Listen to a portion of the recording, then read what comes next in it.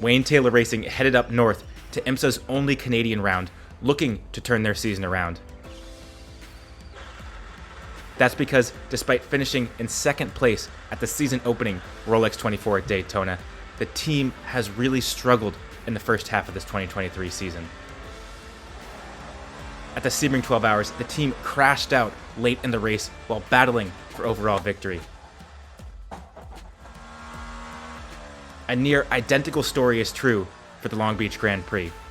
So, by this point in the season, frustrations are boiling over for this championship caliber team. Fortunately though, Ricky Taylor will be lining up in second place here at Mosport.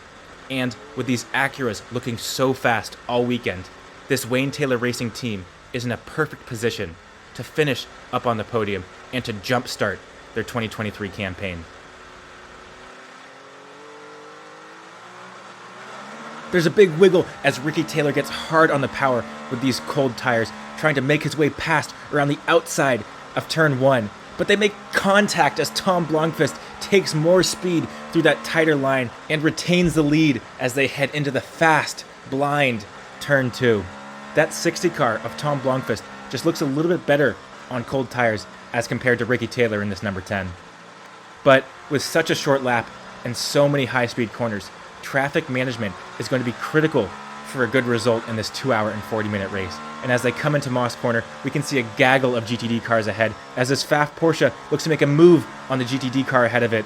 Ricky Taylor is going to follow him through, but the number 9 car is in too deep, gets a big slide, missing that second apex and allowing Ricky Taylor to sneak through and continue hunting down the number 60 car in front. But while they're scything their way through this traffic, I want to direct your attention down to the screen on the right-hand side. The top line behind tells you how far behind the overall leader the number 10 car is. And the line below it, which says ahead, tells you how far the next car in class is ahead of Ricky Taylor. Since both of those numbers are the same and both reading just over 6/10, that tells us that the car ahead is the overall leader and is just over 6/10 ahead of Ricky Taylor as the number 60 car now looks to the inside of an LMP3 coming into Moss Corner. Again, traffic management is going to be so critical, and throughout this entire stint, Ricky Taylor has been able to stay close to this number 60 car through the ebbs and flows of traffic. But since they are 52 minutes into this race, these GTP cars are now running out of fuel, and Ricky Taylor is going to use this opportunity to dive into the pit lane. Oh, he locks up that left front tire though as he tries to bring the car down to the pit lane speed limit. The Porsche ahead is going to dive into its pit box, and Ricky Taylor also leaves the fast lane and enters his pit box. The crew jumps over the wall and installs a freezing cold set of Michelin tires. And as those tires are getting bolted on, Albuquerque is getting bolted in, and he's going to release the clutch and unleash this number 10 car back onto the pit lane.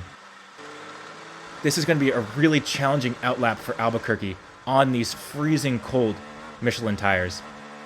We can jump back aboard this 27 GTD Aston Martin of Roman DeAngelis, and we can see that number 10 car just struggling so much on these cold tires. The 27 Aston carrying more speed through turn 2 and fires it up the inside into turn 3, getting past this struggling Filipe Albuquerque. His struggles aren't over yet though, as Nick Yellowly is going to look to make his way past on the outside as they head into Moss Corner.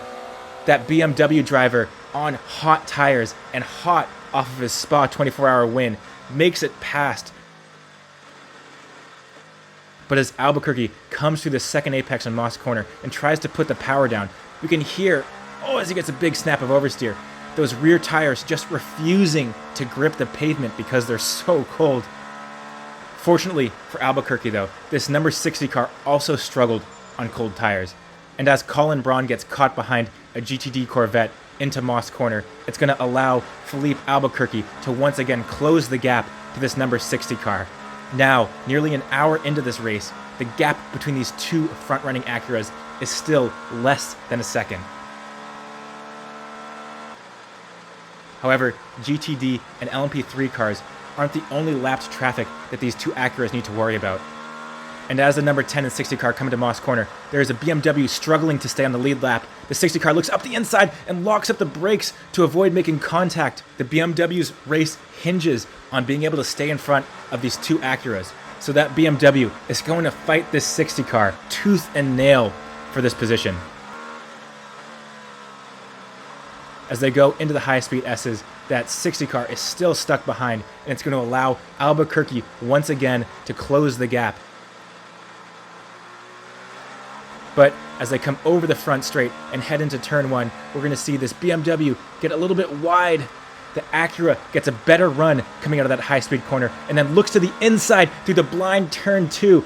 An aggressive move as Colin Braun barely keeps the car on track but is able to make his way past this number 24 BMW, who is wide once again through turn 3. Albuquerque looks to get a better exit out of the corner and a better run into Moss Corner, but the BMW just doesn't see him on the outside and nearly puts him off the track and into the wall. And I genuinely think there's a visibility issue with these BMWs when a car's on the rear three-quarter, because we'll see an incident that looks very similar later on in the race. But anyways, back to the action on track. This number 10 car now looking to find his way past this 24 BMW up front. Heading into the S's, the BMW gets caught behind a slow Mercedes, and Filipe Albuquerque is going to go around the outside, sailing past this 24 BMW of Philip Eng, and is going to look to set his sights once again on this number 60 Meyershank Acura. But now halfway into the race, as Albuquerque is looking to make his way past these two GTD Pro cars up in front, the Aston Martin goes around the outside of the 97 Mercedes, which loses its rear end and makes contact with that number 23 Aston Martin, who is hard into the wall. This is going to bring out the first full course caution of this intense race. This caution comes at an interesting time though, because as we saw in the first stint, these GTP cars can only do about 55 or 56 minutes of green flag running before they need a pit stop. So with an hour and 17 minutes left to go in the race, these cars will all need one more pit stop after this to be able to complete the race. But as Albuquerque fires his car into the pit box, the crew will spring over the wall and bolt on his final set of fresh Michelin tires. Everyone from this GTP field is in the pit lane, and the 10 crew is going to drop the car and send Albuquerque on his way. It was a phenomenal pit stop. And as we see the pit exit lights go green, Albuquerque will rejoin the track directly behind the pace car. With a full tank of fuel, fresh tires, and in first place, they are in the perfect position to turn their season around and get back on the top step of the podium. And as Albuquerque launches out of the second to last corner, he gets a big slide from those cold rear tires, and he is going to look to build a gap so that he and the 10 crew can pit without any concerns of losing position to the rest of the field. We're going to flash ahead to 54 minutes left in the race though, because from this point forward, any pit stop you make will be your final pit stop. And there's a saying in American racing that you always want to be the first team to make your final pit stop. And that is exactly what this 10 crew is going to do. Albuquerque is the first car into the pit lane, and he is going to gently guide this number 10 car into its pit box. Albuquerque is going to hit a few buttons and prepare this car for an all-electric launch. He looks over to his crew, gets the signal, and accelerates away back onto pit lane. This number 10 car now completely covered off from being undercut by a yellow flag. And somehow, almost like magic, a yellow flag does come out. Wayne Taylor Racing have just executed the perfect race strategy, because with this being a short yellow, no one else in the field is allowed to pit. So the number 10 car is essentially one pit stop ahead of every single car in front of them. With the number 60 Acura leading the field back to green though, all they have to do is stay within 25 seconds to guarantee that they will maintain the lead when he comes in to make his pit stop. So, as they prepare to go back to green, it's critical that Albuquerque doesn't get stuck behind any slow cars in front.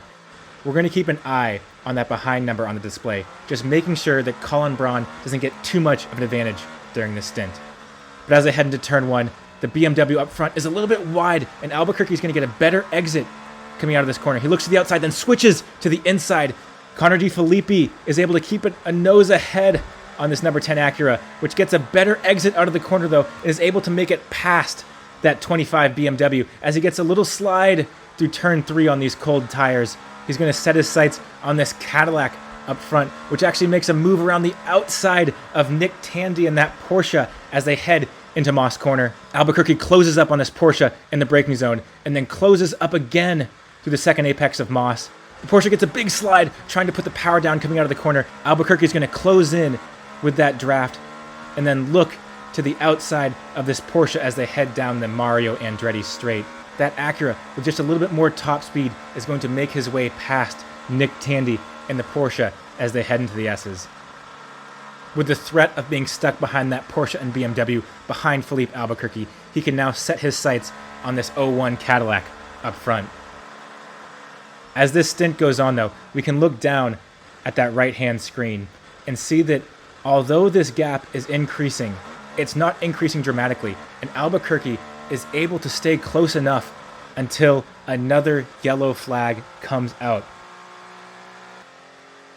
And with the entire rest of the field having made their final pit stop, this will put the number 10 car directly behind the 60 Acura, which still needs to make a pit stop. Mike Shank will tell Colin Braun to stay out on track, though, to not pit, and to drive as fast as possible as the team prays for an incident and for a safety car that will allow them to save enough fuel to make it to the end without needing another stop. Throughout this stint, Albuquerque's mindset has completely shifted because surely that 60 car needs to pit. So he's going to take it as easy as possible through the traffic, not take any risk, and just maintain the gap behind. And now, with 5 minutes to go, the writing is on the wall for this 60 car. Colin Braun just has to come into the pits in these next couple of laps. Albuquerque, once again though, very cautious as he comes up to this lapped LMP3 traffic, not forcing any sort of crazy moves because he knows that he and his team have the winning strategy. This same calm mentality is not felt by Renger van der Zande in the 01 Cadillac or the BMW ahead as they are battling their way down the Mario Andretti straight. Renger van der Zande is going to look to the outside as they come into the S's. The BMW just pushes him off the track though, and he flies at unabated speed into the wall. Thankfully, Renger van der Zande was okay, but that massive wreck into the S's means that the Meyer-Shank Acura will not need another pit stop, and this number 10 crew will have to settle for second place. The number 10 crew, nonetheless, finally has their season back on track, and they would certainly rather be standing on the podium than looking over crash damage. Anyways, if you made it this far, I want to thank you so much for watching, so much for supporting. I really appreciate it, and I want to give a special shout out to Mark Alexander. Thank you so much for that insane $50 donation. I really appreciate it, man. Anyways, thank you guys so much once again. I really appreciate you guys. I love you guys, and I'll see you next time.